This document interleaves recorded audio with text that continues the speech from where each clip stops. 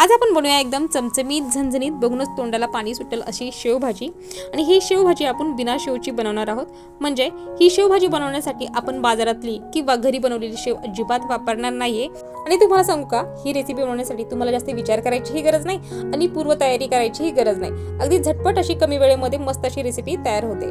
तर चला लगेच सुरुवात करूया। हेनरीज किचन मराठीमध्ये तुमचं सगळ्यांचं मनापासून स्वागत आहे। तर सगळ्यात आधी मी इथे कढई तापायला ठेवलेली आहे आणि त्यामध्ये आता आपल्याला कांदा घालून घ्यायचा आहे। मध्यम आकाराचा कांदा उभा कट करून घेतलाय मी आणि हा कांदा आपल्याला तांबूस रंगाचा होईपर्यंत परतून घ्यायचा आहे। कच्चा बिलकुल ठेवायचा नाहीये आणि कच्चा मसाला जर आधीच चांगला व्यवस्थित भाजून किंवा तेलात परतून घेतला ना तर मसाला परतताना जास्त वेळ लागत नाही आणि भाजीला सुद्धा कच्चा वास लागत नाही।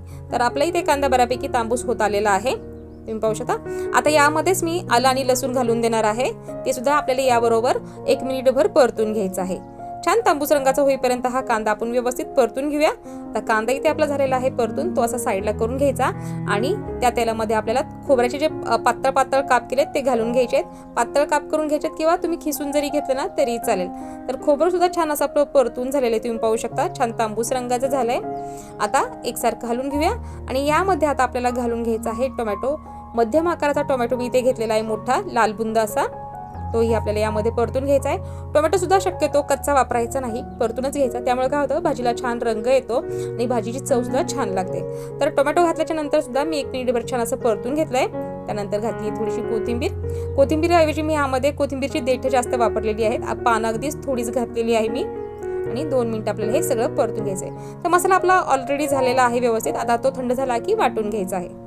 तर मसाला मी मिक्सरला बारीक करून घेतलेला आहे आणि सेम कढईत आपल्याला घालून घ्यायचं आहे तेल। थोडंसं तेल मी ते जास्त घातलेलं आहे, तुम्हाला जर हवं असेल तर तुम्ही तेलाचं प्रमाण थोडंसं कमी केलं तरी चालेल। त्यानंतर अर्धा चमचा जिरं, अर्धा चमचा हळद, 2 चमचे लाल तिखट आणि 1.5 चमचा धना पावडर घालून घेतलेली आहे। छान मसाला असा तेलामध्ये आपल्याला परतून घ्यायचा आहे, म्हणजे भाजीला छान तर्री येते। तर मसाला आपला इथे छान परतून झालाय। त्यानंतर आपण जे वाटण केलेलं आहे ते घालून घेऊया। आता वाटण करताना मी इथे जास्त पाणी घातलेलं नाहीये, अगदी थोडंसं पाणी घातलेलं आहे। पाणी जेवढं तुम्ही कमी घालाल तेवढं मसाल्याला परतायला वेळ लागत नाही आणि मसाला सुद्धा छान परतला जातो। तर इथे मी सुरुवातीला कढीपत्ता तेलात घालायचे विसरले होते, त्यामुळे मी इथे वरतून कढीपत्ता घातलेला आहे आणि पुन्हा परतायला सुरुवात केलेली आहे। मसाला व्यवस्थित परतून घ्यायचा, छान तेल सुटेपर्यंत आणि मसाल्याचा रंग बदलेपर्यंत आपल्याला व्यवस्थित असा मसाला परतून घ्यायचा आहे। त्यानंतर घालून घ्यायचं चवीनुसार मीठ, तर मीठ इथे मी घालून घेतलेलं आहे आणि पुन्हा 5 मिनिट आपल्याला हा मसाला व्यवस्थित परतून घ्यायचा आहे। मसाला परतताना मात्र अजिबात घाई करायची नाही। काय होतं, मसाला जर व्यवस्थित परतला नाही गेला तर मसाल्याला कच्चा वास राहतो किंवा भाजीला सुद्धा कच्चा वास राहतो आणि भाजीला तरी सुद्धा छान येत नाही, त्यामुळे भाजीची चव सुद्धा बिघडते। तर मसाला व्यवस्थित परतून घ्यायचा। तुम्ही पाहू शकता आपल्या मसाल्याचा रंग पूर्ण बदललेला आहे, मसाला व्यवस्थित परतून झालाय। आता इथे मी एका वाटीमध्ये 2 ते 3 चमचे बेसन पीठ घेतलंय, त्यात घातलंय थोडंसं लाल तिखट, चिमूटभर हळद आणि चवीनुसार मीठ घालून घेतलंय आणि आता हे सगळं व्यवस्थित मिक्स करून घ्यायचंय आणि पाणी घालून ह्याचं आपल्याला घट्टसर असं बॅटर बनवून घ्यायचंय। जास्त पातळही बनवायचं नाही आणि फार घट्ट सुद्धा बनवायचं नाही। तर इतपत घट्ट आपल्याला बॅटर बनवून घ्यायचंय, तुमच्या लक्षात येईलच। हे पहा, तर बॅटर आपलं झालेलं आहे तयार आणि आपला मसालाही परतून झालेला आहे, तुम्ही पाहू शकता।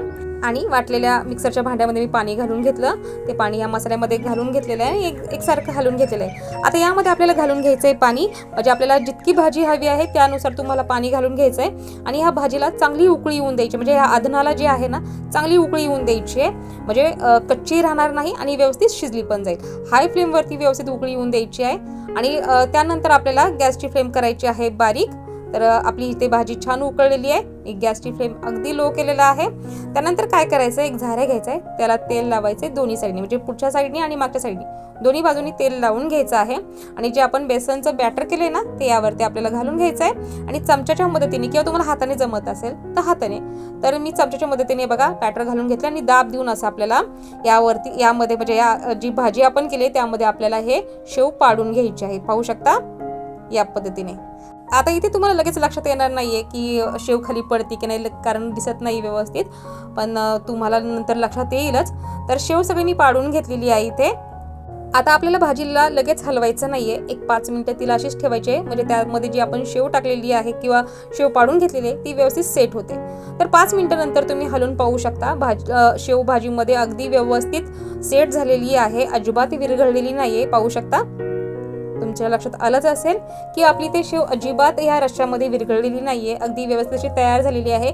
1-2 मिनिटं तुम्हाला लो फ्लेमवरती ही भाजी अशीच ठेवायची आहे, म्हणजे ती व्यवस्थित शिजली जाईल, कच्ची राहणार नाही। कारण यामध्ये आपण रेडीमेड शेवचा किंवा बाजारातून आणलेली किंवा आपण घरी बनवलेली शेव अजिबात वापरलेली नाहीये। आयते वेळी बनवलेली शेव आपण यामध्ये बेसन पिठाची तयार करून घातलेली आहे, तर व्यवस्थित शिजून द्यायची, म्हणजे चवीलाही छान लागते। तर बघा इथे आपली मस्त अशी शेवभाजी अगदी चमचमीत झणझणीत अशी आणि छान तरी आलेली शेवभाजी ते तयार झालेली पाहू शकता।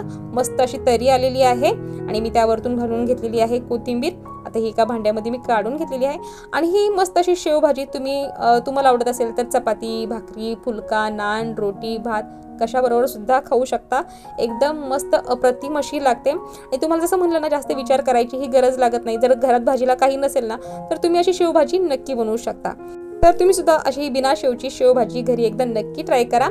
आणि व्हिडिओ जर तुम्हाला जरा जरी आवडला ना, तर एक लाईक नक्की करा, भरपूर शेअर करा तुमची मित्रमैत्रिणी आणि फॅमिली सोबत। आणि हो, आपल्या हेंद्रेज किचन मराठी चॅनललाही सबस्क्राईब करा। तर चला पुन्हा भेटूया पुढच्या व्हिडिओमध्ये। तोपर्यंत खात राहा, मस्त राहा आणि आनंदी राहा।